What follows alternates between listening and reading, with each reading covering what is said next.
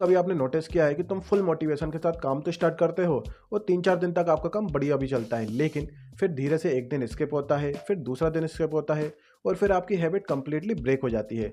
और सबसे frustrating part तो ये होता है कि तुम्हें पता होता है कि ये सब सही है, फिर भी तुम उसे कंसिस्टेंसी के साथ फॉलो नहीं कर पाते और फिर दिमाग में एक थॉट आता है कि शायद तुम में ही डिसिप्लिन की कमी है। लेकिन सच ये है कि प्रॉब्लम तुम नहीं हो, प्रॉब्लम यह है कि तुम्हारा ब्रेन किस तरह से काम करता है। कि साइकोलॉजी के अकॉर्डिंग हमारा जो ब्रेन होता है वो इंस्टेंट प्लेजर को प्रेफर करता है, क्योंकि ब्रेन तुम्हें सक्सेसफुल बनाने के लिए नहीं बल्कि कंफर्टेबल फील कराने के लिए डिजाइन हुआ है। साइकोलॉजी के अकॉर्डिंग ब्रेन हमेशा वो काम चूज करता है जिसमें तुम्हें तुरंत रिवॉर्ड मिले। इसलिए फोन स्क्रॉल करना, रील्स देखना या फिर कोई इजी काम करना हमें नेचुरल सा लगता है, क्योंकि वो हमें इंस्टेंट डोपामिन देता है। लेकिन जब बात आती है वर्कआउट की, पढ़ाई की या फिर किसी भी प्रोडक्टिव काम की, तो उसका रिजल्ट डिले हो जाता है और इसी वजह से ब्रेन उस चीज को अवॉइड करता है और तुम्हें डिस्ट्रैक्शन की तरफ पुश करता है। इसलिए डिसिप्लिन मेंटेन करना टफ लगता है, क्योंकि तुम अपने ब्रेन के नेचुरल पैटर्न के अगेंस्ट जा रहे होते हो। और बहुत से लोगों को लगता है कि मोटिवेशन टेम्परेरी होता है, क्योंकि ज़्यादा लोग सोचते हैं कि डिसिप्लिन का मतलब ही मोटिवेशन होता है, लेकिन रियलिटी में मोटिवेशन एक टेम्परेरी फीलिंग होती है।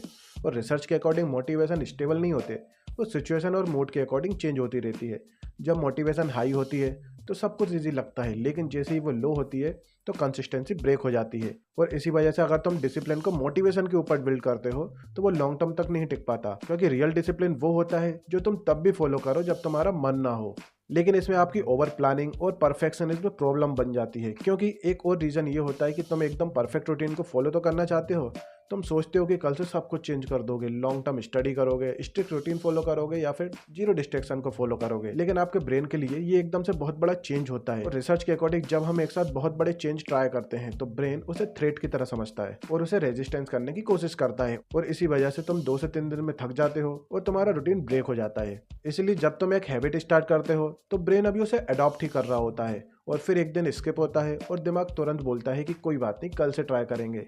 लेकिन वो कल कभी नहीं आता है, क्योंकि साइकोलॉजी में इस हैबिट को लूप ब्रेकिंग कहते हैं, जहाँ एक छोटी सी ब्रेक पूरे पैटर्न को तोड़ देती है और धीरे धीरे वो हैबिट कंप्लीटली खत्म हो जाती है। इसलिए इसका रियल सॉल्यूशन एक निकलता है कि आपको सिस्टम बिल्ड करना पड़ेगा। अगर तुम सच में डिसिप्लिन बन करना चाहते हो तो तुम्हें अपने ब्रेन के अगेंस्ट नहीं बल्कि उसके साथ काम करना पड़ेगा।